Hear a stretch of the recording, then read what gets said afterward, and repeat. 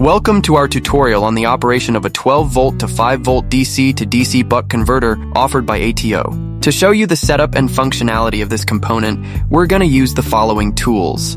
The electronic load is used for simulating a certain electrical appliance that requires a 5-volt supply. As we have finished the input and output wiring of the converter, we're going to use the multimeter to verify the performance of it. Since we've provided the specified power voltage to the converter, the multimeter should read 12 volts DC on the input part, as you see it did.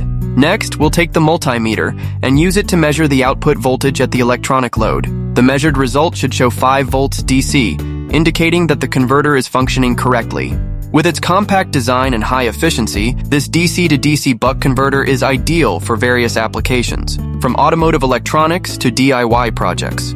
For a variety of DC to DC converters tailored to your project requirements, visit ato.com. We have everything that meets all your electrical engineering needs. Thank you for watching this demonstration. Don't forget to like and subscribe for more informative tutorials. See you until next time.